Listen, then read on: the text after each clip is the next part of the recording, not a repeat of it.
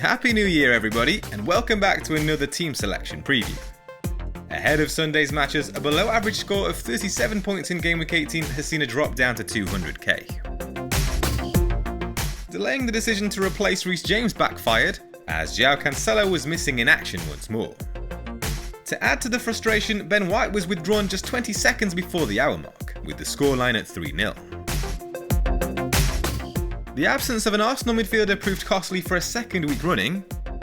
Newcastle were held to a goalless draw by Leeds despite fashioning a game-week high tally of 7 big chances. Up top, Anthony Martial missed a big chance against Wolves, with no player able to improve on his 0.75 expected goals figure during the match. We've got another deadline to prepare for on Monday, so let's move swiftly on to discuss the transfer plans for double Game Week 19. There are 2 free transfers available and 0.8 million in the bank. Aleksandar Mitrovic remains the number 1 target, having avoided a 5th booking against Southampton, where he missed the last-minute penalty. In the last 2 game weeks, only Erling Haaland and Darwin Nunez have fired more shots than his 9. The Serb has been directly involved in 4 of his team's 5 big chances in that time.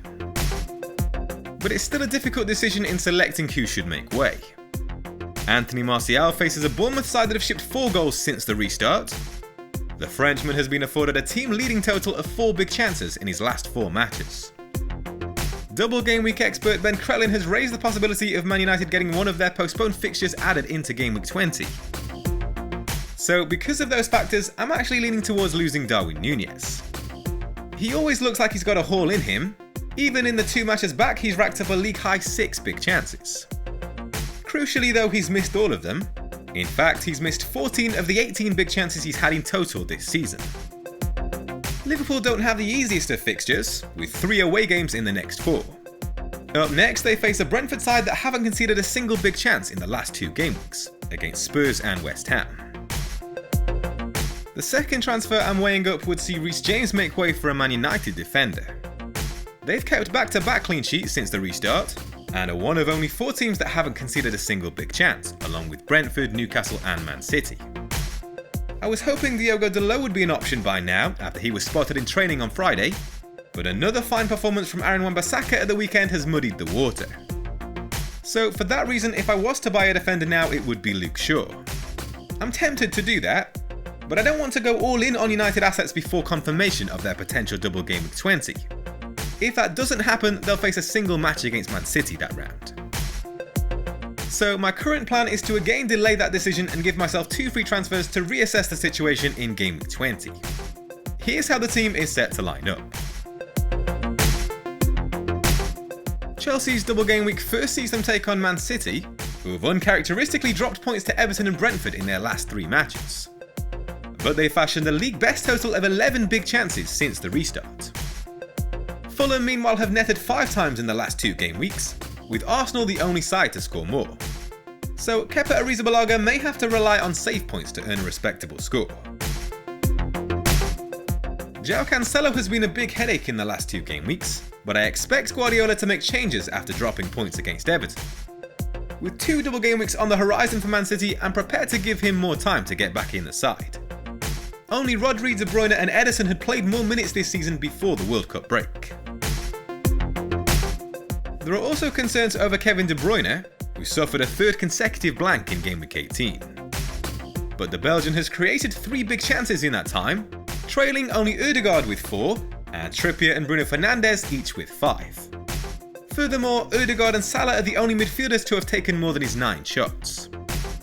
As tempting as the inform Arsenal captain is, I'm prepared to wait until Game Week 21 before reinvesting in the Gunners' midfield.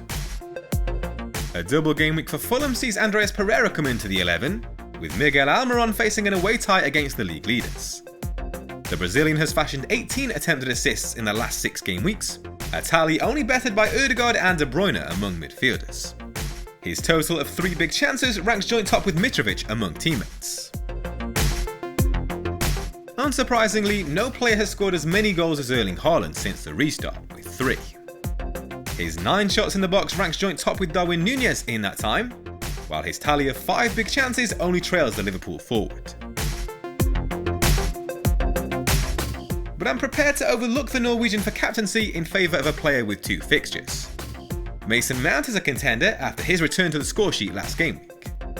Since Graham Potter took charge of Chelsea in Gameweek 9, the England international has accrued a team-leading total of 5 goal contributions in 9 matches. His average of 5.4 points per game in that time also ranks first among teammates.